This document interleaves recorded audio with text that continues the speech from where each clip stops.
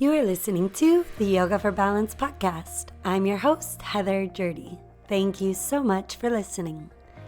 This week on the podcast, I have Dana Mitchell. Dana, never knowing how to tame her restless mind, discovered her yoga mat would soon be the cure. After exploring the depths of her own practice and teaching on land, Dana decided to bring her practice to the water. Realizing that yoga on land and on water is what makes her heart truly happy, she soon received her paddle yoga certification. Her passion is inspiring others on and off the mat through teachings of yoga. She's a 200 RYT, Reiki Level 2, and paddleboard yoga certified teacher. And in this conversation, you'll learn how Dana also has a business in Jersey as well as in San Diego, and how she manages her time between those two and keeps the interest alive for her seasonal practices. And if you haven't yet, be sure to subscribe to the Yoga for Balance podcast wherever you listen and share your feedback with a star rating and review so that I can continue to improve these episodes to benefit you. And without further ado, please welcome to the show, Dana Mitchell. Hello, and welcome to the Yoga for Balance podcast. Today I have on the show Dana Mitchell of Sunchaser SUP. Welcome, Dana. Yay! Hi, guys. Thanks for having me. It's fun to be here. First time on a podcast. Happy to have you and to share your energy with the listeners. Yay! I'm happy to be here. Thanks for having me on. Yeah, I'm excited to share some things, some fun things. Yeah, with the crowd. You have a lot of fun things to share, so I hope that everyone at home or in their cars, wherever you're listening, can feel your incredible energy through their headphones. Yay, I'm excited. Thank you. Thank you once again. Thank you. And we'll start today. Dana asked to do the breath together, so we'll do just a nice deep couple of breaths together here to ground in and connect before starting the show. So wherever you are, of course, if you're driving, keep your eyes open. But let's open our lungs a little bit more so you can sort of ground in and soften your shoulders down. Sink your sit bones into wherever you're grounded and sitting and connecting to. If you are somewhere where you can close your eyes, that can help add an extra layer of comfort. And then find a tall spine as the shoulders drop back. And take a nice steady breath in, fill your lungs to the top. And an open mouth sigh, release. One more like that, fill up even further on your inhale. And let go on your breath out.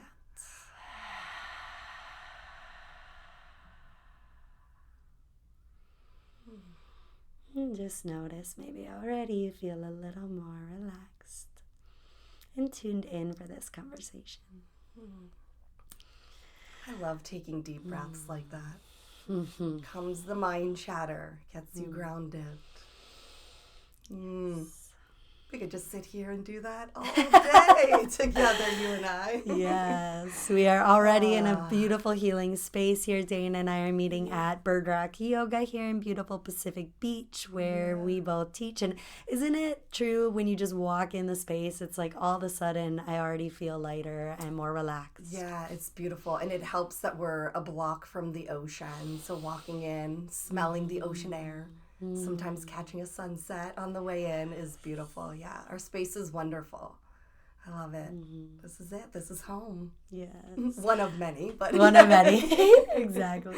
And we'll get into that, this variety of places where Dana and I and individually, separately experience yoga, and she has some really interesting experience to share with you guys. So I really hope and think you are going to enjoy this conversation. Yeah. So taking a step back and just setting the level here for where you are coming into yoga and meditation in this moment, the experience you have, I would love you to share what your experience of yoga has been with listeners. Wow. My experience with yoga has been quite interesting. So I've probably been teaching about 10 years. And first started with yoga just to kind of, ground down a lot of mind chatter. I have a lot of energy, Jersey energy, that needs to be filtered in a sense. So if you'd like to say that. And yoga was just kind of an outlet for me at first, just looking to escape the restaurant life, finding another, I don't know, another stream of income and another way I could kind of create this life of not being restricted to a 9 to 5. So that's where I first stepped into the whole space of teaching.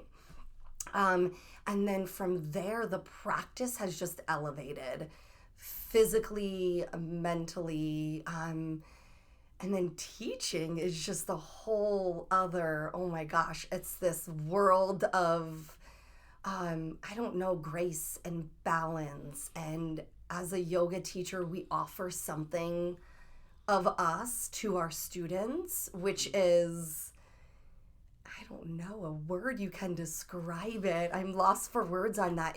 It's amazing, you know. And vulnerable. Vulnerable. Yeah, a lot of gratitude in that. Because, you know, students are stepping onto their mats with something that might be bigger than what you're going through, and to help them escape that for an hour or 75 minutes and just be with breath and body and energy is amazing, and I love it.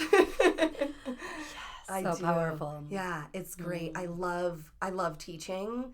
I think once I step in the room and take over that role as a yoga teacher, it's my jam, as I like to call it. It is my place. It's my heaven. I can't imagine not being in that space of offering something up to my students. So, yeah. And it's ever evolving, you know. It's ever always being a student on and off the mat, and then taking all those teachings, you know, and sharing it any way we can. Whether it be in the studio, outside, in a podcast, a blog post, you name it. It's just taking what we have and sharing it. And you do such a wonderful job of that as well, too. Yes. Thank you. I try. I can't like you. I love it. I'm passionate about it. I really, truly feel it's a vocation. It's something I look forward to doing. It's something I feel filled up by. So it's not hard to bring it up in conversation. And I think everyone should be experiencing yoga. And I love to contemplate and take it off of the mat as well. Yeah. So I think that's where the real power comes in, is when we start taking, you know, we might experience it, like you said, in the body, through the breath, in that break that we give ourselves in the yoga studio, but being able to translate that to life off of the mat is strong. Yes. Very powerful. Because that's where we need it the most, is that world out there. So to be able to do that, yeah. And I like that you said passion. I think sometimes as yoga teachers, sometimes we do the hustle and we do the classes in the studios and the run here, and I think we need to sometimes step back to be re-inspired as teachers and to like restoke that fire and bring the passion back. And it always comes back. But I think as yoga teachers, it's okay to give yourself that permission, you know, to check in with yourself, because you're giving a lot of yourself up to your students. And if there's a moment where you need to, you know, disconnect yourself and step back, take it for you and your students. So I love that word, passion.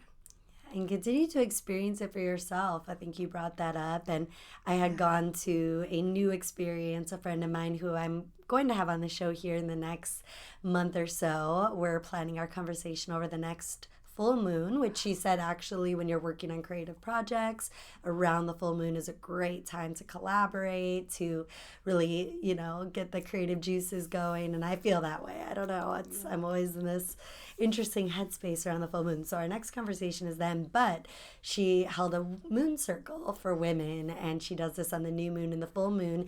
And it was the first time in a while that I went as a participant to something like that, you know, I was going to a space where I didn't know anyone, and I didn't exactly know how she was gonna run the experience. And it took a lot of vulnerability to show up to that. And I was feeling nervous and excited. And I'm like, wow, this is so good to do this, because this is exactly what someone signing up for an experience of mine is experiencing. And my role as the facilitator is definitely different, but to be reminded of that and be put in those shoes as a participant is so powerful. It's so different. Yeah. And then I'm sure you had some takeaways from that you then will incorporate in your class. And we just constantly need to be re-inspired and step in the role of a participant or a student. And that will definitely evolve your teaching and the place that you want to come from. So. And I think we do that a lot at the beginning when we're going through our certifications because but then you get busy and you're teaching, but maintaining that soft practice is incredibly important. Very important, yeah. So you are also Reiki certified. What do you find to be powerful about incorporating Reiki into your experiences, and how do you find yourself doing that most now? Yes. So I recently just got back into my Reiki. I took a step back for a little bit once I was certified and really didn't know how to incorporate it or what to do with it. So recently in my classes, always offering that space, if I'm welcomed into the student space, always asking that first, whether it be physical touch or just in the energy and the presence of the student. So once granted that permission, I like my Reiki and my connection with the student to be gentle. So it's always a gentle place of my hand behind their heart or gently like on their temples in their shavasana. Usually the two places I bring it in is child's pose. Gently, entering into their space there. I feel comfortable with it, as well as I feel like they're receiving it from me as well. And then shavasana. Always making sure someone would love to have their, energy or someone else's energy in their shavasana. Some people like it to just zen out in their own space, but the entrance of just once again being gentle, whether it just be a gentle touch of their temples. One of my favorite things to do is gently cover their eyes with my hands, and then I take that energy and I place it upon their heart. I've been told that with my Reiki, they can feel it a lot through my hands. So I'm one of those where you feel that warm heat, radiating from my hands. So I'm just really stepping back into that space as a Reiki healer, and I'm definitely learning about energy and how it's just as a yoga teacher walking into the space, how the energy shifts, and learning how to block and control myself from receiving all of that energy all at once. Because it can be a lot in that sense as well. So, yeah. How do you do that? I mean, what would be your advice to someone feeling that or feeling like they're absorbing too much? Yeah. So in order to protect. Yeah, I definitely step away from the situation for a minute, whether it be here at Bird Rock, we have a little separate room where we could walk down the hallway for a moment. I take a moment to ground down, whether it's with a seat. I close my eyes and I take a few cycles of breath. I let my energy kind of subside, and I find a little controlling of that. I usually have a mantra of my own that I practice before walking into this space to start teaching, and whether that be I'm fully supported by the universe, I'm grounded in this moment, something that really just harnesses me back and grounds me, and then I'm able to walk into that space. And there's times that I haven't done that, and I could tell the energy of the room is very bubbly and fiery. I'm naturally like that. Then me walking in, it's like everybody's bouncing off the walls, and we're just, heads are spinning, and then taking a moment to bring it's like a kindergarten class, like everybody come back down. But I feel like sometimes your students can feel that. Yeah. They feel your energy as much. So it's definitely learning to balance and control that first. And then I think as I open the door and practice my Reiki a little bit more, especially on myself, I'll be able to then offer that healing touch to others. But it's so wonderful to be able to incorporate that in with your teaching. Yeah. And for someone listening that doesn't know what Reiki is, how would you describe Reiki to a newbie? For me, and all you Reiki practitioners out there, I might get this wrong, but I was told by my teacher that it is like a hose of water, right? So I and me, my energy, my body is literally the hose, and the energy is that water. So I'm actually just kind of the container to let that energy flow. It's not really me giving you my energy, but it's kind of taking that energy within you and get it moving, right? It gets the pinwheels going, those energy circles or chakras, full, open, and aligned. Yeah. Beautiful. Yeah. Thank you. Yeah. And can you describe what it's like? So you own a yoga studio back in New Jersey, and you spend about half of your time here and there. And I'm sure there are listeners, and myself included, that have dreamed of having this, nomadic lifestyle, being able to live around the world or in different places. I'm from Wisconsin, so we have a lot of snowbirds, people that live in warmer places during the winter. And I think one thing I love about yoga is that it really is a very flexible job in terms of location. If you can roll out a yoga mat, you can practice. So I'd love for you to share a little bit about your experience of owning that studio back home, how you do that, splitting your time, and any advice you'd give to someone that has considered going a route like that. Yes. Well, I'll start off by saying I'm very blessed. I grew up in New Jersey, so where my yoga studio is about 30 minutes from my hometown, which is amazing. I feel taking over that space because there was a previous owner who, got the ball rolling and, had built it up wonderfully. And for me to be able to come back, in my state I grew up in, really close to my hometown, being back with friends and family doing what I love is literally full circle. And that is amazing. Running a yoga studio is very hard work. And I knew that getting into it. But you need to be reminded that it's first the yoga. And my space is a gift to students, to locals, to also vacationers, because where my yoga studio is very like San Diego. We get a nice rush of, vacationers for the summer. And we just want to enjoy that sunshine because it's limited in New Jersey. We all know that. So I'm going to be approaching my third season, taking it over. We're strictly seasonal. It's May through September, and that is a hustle. It's a summer hustle, working hard. And I wouldn't change it for the world. I love it. Once that space closes up, I keep in contact, and I'm definitely still communicating with all of my students and my teachers and everyone that I've met in the summer. And then I pack my bags or my RV and I drive to San Diego. And it's a different world out here. It's a different pace. It's a different lifestyle, mentality. Neither good nor bad. It's different.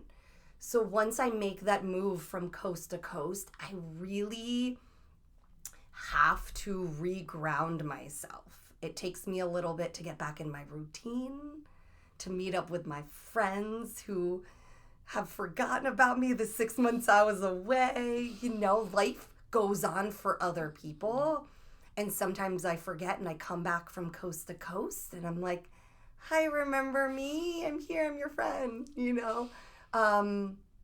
But I think the differences between East Coast and West Coast really have taught me some really valuable lessons beyond the business, but also just the practice of yoga and how it has changed other people's lives. In the East Coast, we are busy, hustle all the time, go, go, go.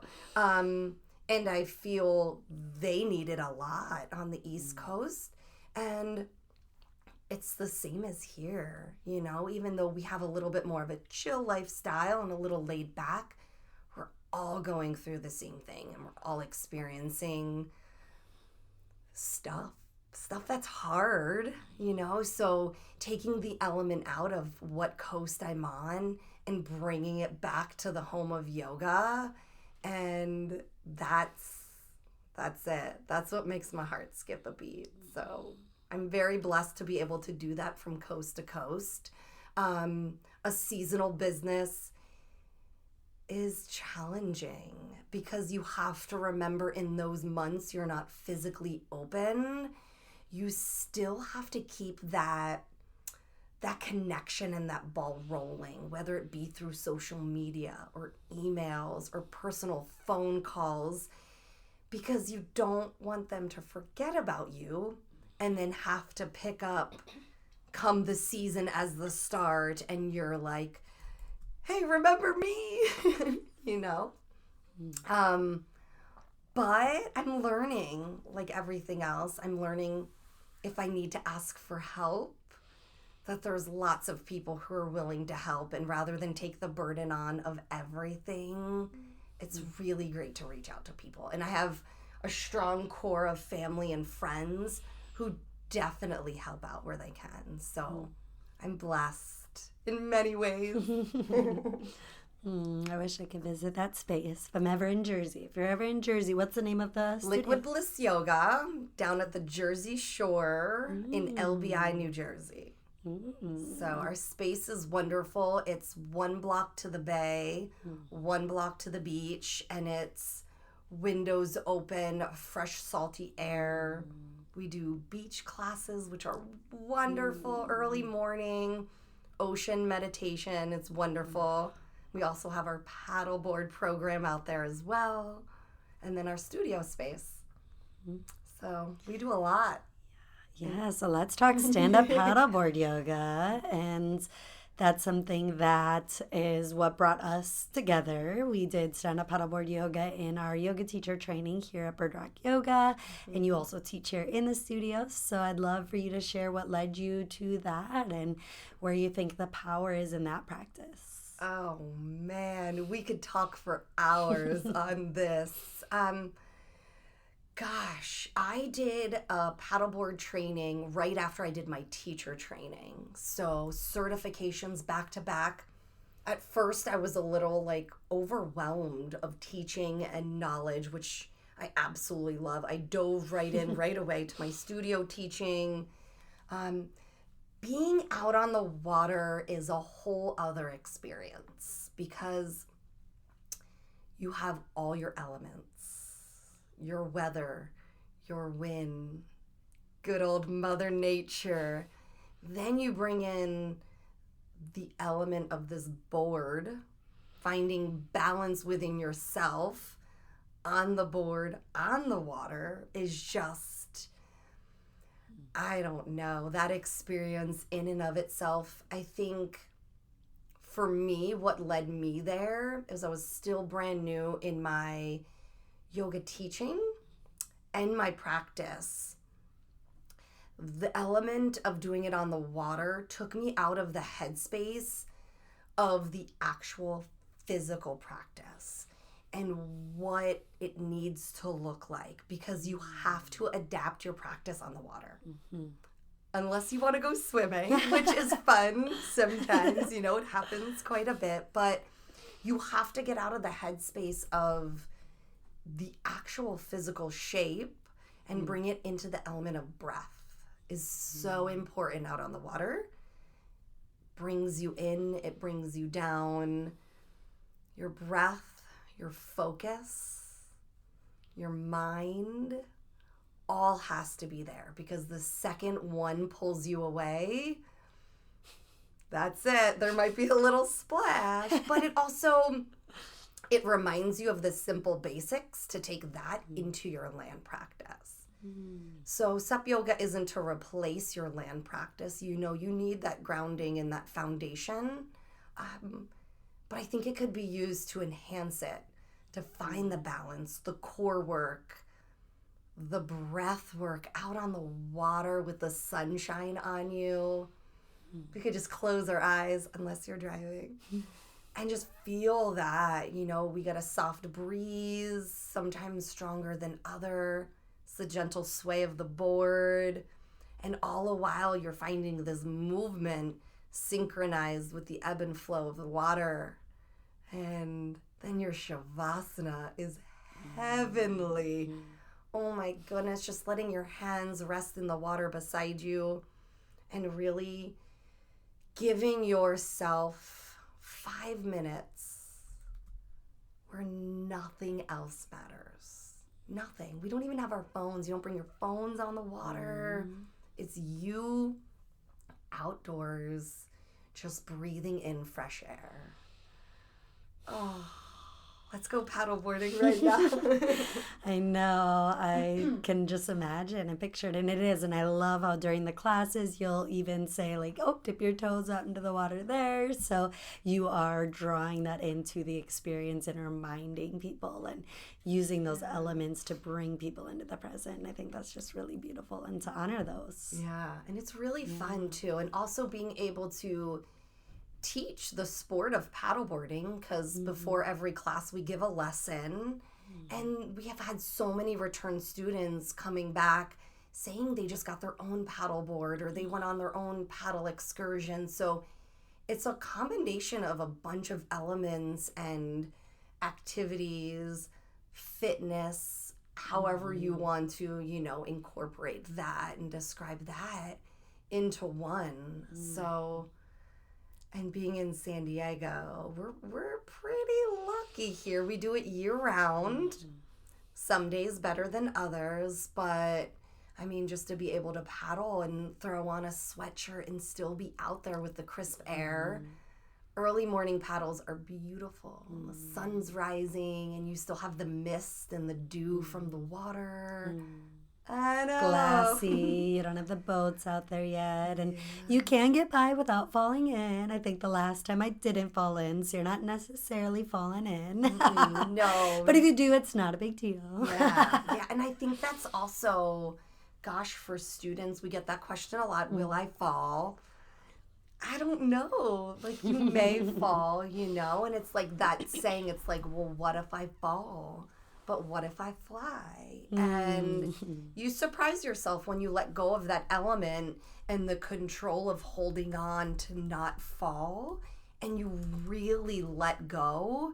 That's when the magic is going to happen out there, and then to take that into your studio space, and the teacher might offer a difficult pose that's balancing and a little challenging. But once we shed that layer, right? It's that armor that we carry with us. And once we begin to peel it back, that's where the magic happens. I love it. Being on the water is, there's so much that I love about it. Like, this can, take 2 for our podcast, all about paddleboarding. Just so much that goes into it, I love it. What were you just saying about like letting go of that fear of falling in? One of our yoga teacher trainees in one of the previous programs is like, about a few minutes into the class, she goes, you know what? I'm just jumping in because I'd rather get it out of the way, and then I'm not scared the entire time. What if I fall? I'm just going to go ahead and jump in. And then I think just about everyone did it because they're like, well, that way at least we got it out of the way. Yeah, and how fun is that to be able to do that, to just let it go. Oh my goodness, I love when... I'm wet. Doesn't matter if I fall again. I'll try. Okay. Yeah. When students embrace that, that's when it's like, you really start to uncover a lot even about yourself. And then I feel like that comes up in students in other ways. Where in your life are you holding on to, or are you walking around with that armor that's so heavy to carry? And we begin to learn, just peel the layers back. It might not happen all at once or your first SUP class or yoga class, but start somewhere, and start shedding it, releasing it. And then, gosh, once you're lighter and you start hopping and skipping around rather than, lugging all this weight of the world. I know, that's the beauty of the practice right there. On and off the water. Go with the flow. Yeah, exactly. And you have to on the water. But then you find that coming into your space, even on land, or if you choose the park, like when we do our outdoor yoga classes and we have elements, children laughing, dogs barking, and it's like, how can you just bring that into your space, let your breath tune out all the external noise and just drop into where you are. And then once you feel that and you do that, you want to keep getting back to that space over and over. It's a good space to be at. I want to get out there on my stand-up paddleboard now. It's been a little bit. So nice. Come paddle and play with me anytime. Yeah, how would someone listening, if they're a student that hasn't practiced on a stand-up paddleboard, how would you recommend them finding a class? Of course, in San Diego, we can share your company, but if they're somewhere else and they're just curious about trying this, how might they encounter a class? And then if they're, they've tried it and they enjoy it and they've considered teaching it, how would you recommend them move forward? Yeah. Let's say they have a 200-hour training already. Yeah. So I feel like now you could pretty much find some sort of paddleboard yoga class or fitness class somewhere in your neck of the woods, your neighborhood. Most companies, you don't need experience to enjoy the class. The teachers are certified or should be certified, in paddle instruction, in water safety, to add in that element for comfort of the, the students. And typically our classes, I'll speak on behalf of Sunchaser SUP here in San Diego, our classes are designed with all levels in mind. So we started off small, little less challenging, and then we build those layers, right? Offering for students, add layers, add heat, more challenge, take it here. But then we offer that element of softness and surrender. So whatever the student is feeling in their practice is pretty much where we take it. We don't offer levels on the water. All our classes are offered, once again, all levels, no experience in yoga or in paddleboarding. We're here to offer you a brand new experience. From that space, reaching out if you're looking for a class near you, or just reaching out to the company, just looking up online. There's so many, whether it's paddleboard yoga, sometimes they call it SUP or SUP, and then maybe just reaching out to the owner or to the company and asking a little more detail about where do they paddle. Is it open ocean? Is it deep? Is it busy with water traffic? Anything that you feel would kind of resist you from signing up, definitely speaking. And we get calls all the time. Never hesitate to pick up the phone and ask any question you're curious about. And it also eases the mind of the student. So when you arrive, you're already pretty nervous to go out because it's a new experience, but let's remove all those other, obstacles and concerns so you could step onto your board and clear mind. Yeah, so here in San Diego, we're Sunchaser SUP. You could find us on any social media platform. We're on Instagram, we're on Facebook. Our website is www.sunchasersup.com. You could find our full schedule there. We're on Mind, Body, and ClassPass. And I believe, I don't know if I can share it, but I think we're going to be having some classes with Bird Rock Yoga on the schedule come spring and summer. Yes. Stay tuned for that. So we love partnering up with yoga studios and getting their members and their students interested in the practice of yoga on the board. So partnering up with Bird Rock Yoga will be fun. Yeah, and then we have our program in We're in San Diego, in New Jersey as well. So we're seasonal there. Our season pretty much starts June on the water. That's when the water warms up. We go out in a bay. It's a really protective bay where we go. We go out a little bit further than we do here in San Diego, so we don't stay close to the coastline. But our backdrop in New Jersey is beautiful. So, yeah. And it's so great. It's so great to be able to teach that on two different coasts because it's different. The waterways are different. The elements are different. Our classes in Jersey are early. We're 8 a.m. on the water before the humidity, before the heat. I feel in San Diego we're a little more laid back. So typically our classes are anywhere between 9:30 and 10:30. Right? We like to sleep in, get our coffee, take it easy. So it's interesting for those two aspects of teaching and offering yoga on the water and land in two different coasts because Jersey, we're up early. They're on the beach by 10:30. San Diegans are kind of just getting up about then, right? You know, they're like, it looks kind of nice out. So that's also an interesting element that, you know, is brought into the whole being a owner and realizing, you know, what your students need and want, and then stepping back and then offering that to them rather than what I would want to do. You know, so that's also something I've been learning is just to really understand what my students need, whether it's East Coast, West Coast, on land, on water, you know, and we're here for them. So once we, you know, unwrap that, we feel it, we serve them, and we ultimately serve ourselves, right? Let's go paddling. It's 72 in San Diego today. I'm like dreaming of getting my toes wet, right? Yeah. Nice. And if anyone is interested, you had asked me about the training. With Suntress or SUP, we ask that you are certified in either yoga or Pilates because we offer a Pilates class as well. We don't dive too deep in the teaching of yoga.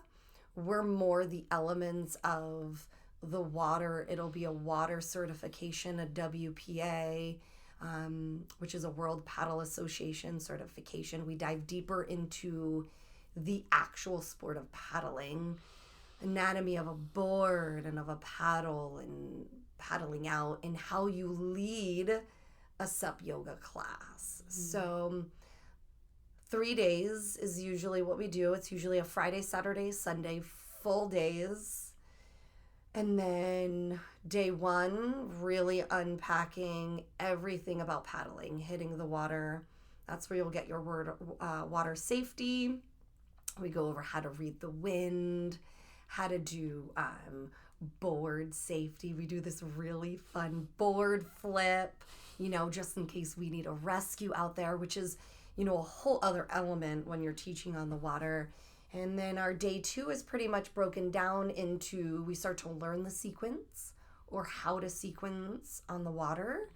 And then our last day is all for teachers just to dive into teaching one another, playing and flirting with a sequence and with poses, learning different cues you need to adapt on the water. And yeah, so we don't have dates yet, but I think it's looking like May is going to be our next teacher training. So if you'd like to reach out, learn more information, maybe Heather will come take our training, and who knows? Who knows? That just opens the door for teachers, you know, like having the certification of Reiki, and a lot of teachers have Thai massage, and to have a SUP yoga certification under your belt, and now it's so worldwide. You know, you can be a nomad yoga teacher. Where do you want to go today? Let's go. Right? I love that. This has been so fun chatting with you. I love it. Thank you so much for being here. I'm glad you're here in San Diego. I know. I'm glad I'm here. For a few more months, everyone can drink me up, and then Glad to say au revoir. Yeah, and then I head back to Jersey. We should do a little SUP, full moon, circle, bonfire. That would be cool. A little glow SUP yoga under the full moon. Under the full like moon. that. Let's do that. Yeah, a few months back we did one, and we had, I usually say it wrong, but a hand pan. So James, one of our friends, came out with it's like a tin half dome, and I believe it's called a hand pan. And it makes this echoey sound of this drum, and we did that under the full moon. Cool. Oh my goodness. Paddling under the full moon is a whole other experience. The water gets calm. I know the moon just illuminates the water. It's so great. And here in San Diego, we have wonderful evening paddles, which is so nice to get out there. Yeah. Fun. Stay tuned. I love it. To be continued. TBC. All right. So the last two questions that I ask my guests, and I'd love for you to share your perspective on, is what first would be a 10-minute tip that you would give listeners to find more balance today? 10 minutes. What I've been incorporating lately, which has shifted everything, is my morning routine has completely done a 360. Because that's where you're just wakening to the world after a deep sleep, deep rest. And I've noticed that taking that step back, finding a routine that grounds me, it welcomes in the new day, but I also start the day with a clear mind. Breath work is something I've been incorporating in my morning routine, which I never did before. I was like, grab my coffee, open up the Instagram, and busy. And now I don't. Phone is down, it's off, it's in the other room. I still drink my coffee because I love my coffee, but it's not the first thing I do. I sit, I notice my breath.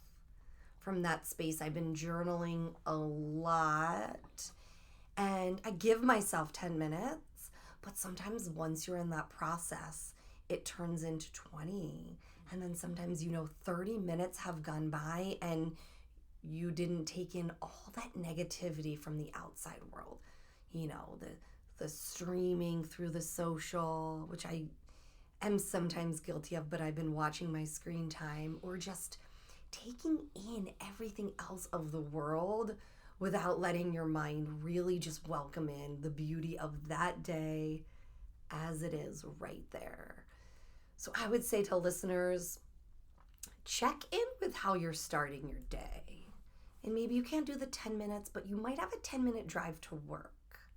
Could you sit maybe with the music off or listen to a podcast, right? Pull into your work, 2 minutes in the car just to sit, notice your breath, and you will gently feel some shifts from there. And that will set your day aglow, right? Oh my goodness. My morning routines has just been, if you saw me a few weeks ago in my morning routine and how it's changed, but then I also see that my energy throughout the day has shifted, and I feel those around me are picking up on that. And that's, that's where the beauty's coming in. A little less of a wild child in the morning, But it's true. And then you notice also your thoughts. Where are your thoughts in the morning? What are your words that you're using in the morning? Because that is setting that pace for the whole day. Start positive, start vibrating high, and then once you leave your house, no one is going to dull your light, right? You're just glowing and beaming. Yes, that's my favorite time to meditate is the morning. I've been discovering that. in my meditation practice. I kind of would sprinkle it in throughout the day when I needed it. But then that point when I needed it, I felt like I was almost a little too far gone, where the mind was already racing. But when we can find a way to control that before it happens, it's a wonderful tool to have, your breath and your meditation. Yeah. And it takes time, right? It takes time to build that and to build a habit with it. It won't be something you jump into right away. And you'll learn what works from you. And then from there, you'll be able to share it with your students, with other teachers. And those around you will notice that shift. They'll be like, you're glowing, girl. What are you doing? Right? It's my meditation. It's my breath work. Yeah, it's quieting the mind chatter. What kind of breath work do you like to do? Ooh. What's your favorite? What's your jam right now with breath? My jam, honestly, I hate to say it, is just breathing. I'm learning other different types of breath work, but I'm not there yet. There's some wonderful teachers out there. You leading the breath work in the beginning of yoga classes is a wonderful harness for your students and a wonderful tool to gift. I'm just working on observing the breath. I sit, eyes closed. I usually just start off with a few open mouth exhales, and then I like to follow my breath. And then eventually I'll start to add a count to it, and then I just start to see where that breath takes me. Yeah, but breath work is a wonderful tool to have. Yeah. Do you offer any breath work workshops? We do have one coming up as part of the yoga teacher training. So we're about to go into our next round of yoga teacher training, and we do have an entire workshop talking about breath. And yeah, there are so many kinds, and I was really exposed to them during my time in Ecuador. We would start our days with meditation as well as breath work in the morning. And then I've taken a few workshops where I've been exposed to different styles. But yeah, I think there's so much to explore there. But yet it can be as simple as, you're the second person I've had. My friend Zara was talking about that as well, of just observing the breath. Maybe it doesn't have to be this in and out for so many seconds and holding and, maybe it's just as simple as just watching it and just slowing down. And I think there's so much beauty in that. Yeah. What's your breath work that you like to tap into? I would say the most common is Nadi Shodhana, so alternate nostril breath work. So I love to lead that. Typically, I have a deep yoga class here at Bird Rock Yoga once a week, and I usually start that with some concentrated breath work. So I do like to do that, alternating between the right and left nostril. And which I found with the nose ring is a little interesting. You have to plug the front of the nostril instead of the side. So there's ways of doing it. All the things we learn, right? Yeah. But that I enjoy. Skull shining breath if I'm trying to activate breath and build fire and heat. And if we're doing any core work or manifestation work, I'll do a little bit of Kapalabhati breath, which is the sharp exhale. So you're sort of passively inhaling and then sharply exhaling. And I find that can be very powerful. So it kind of sounds like this. It's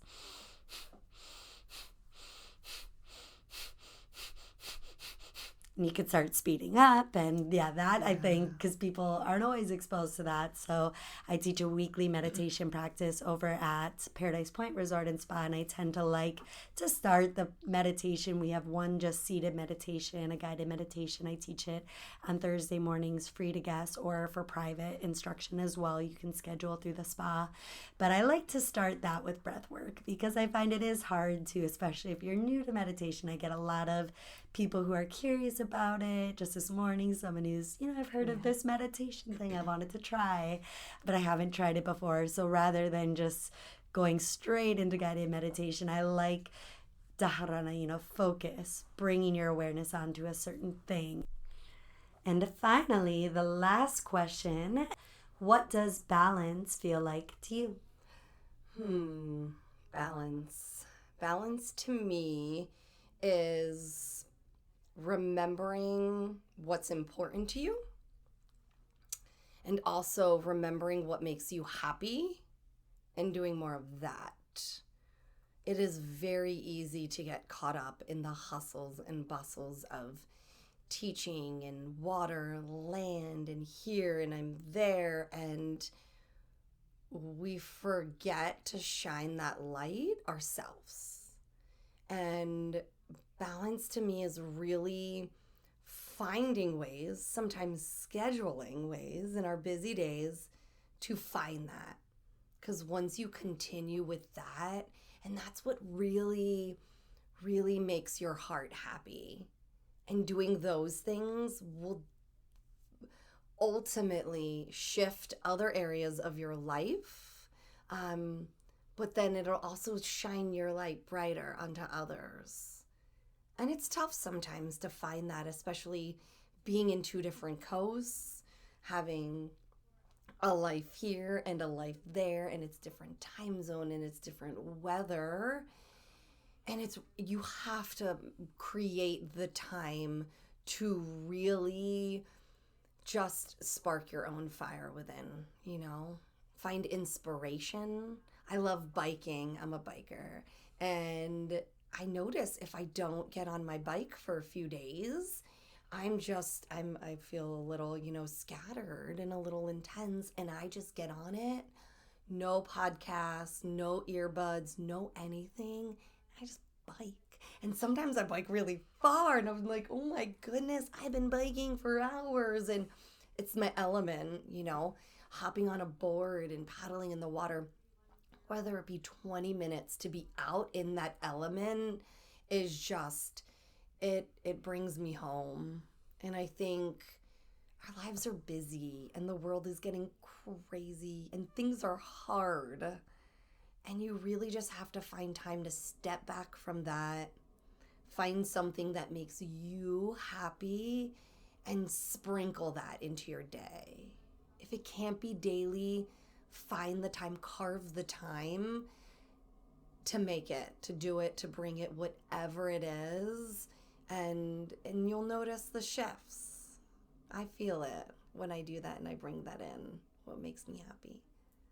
Yeah, and sometimes people don't know, so take the time to find it and play with it a little bit. It could be something that you thought really made you happy and over time doesn't anymore, and that's okay. Then you find something else that really does, Here in San Diego, take up surfing.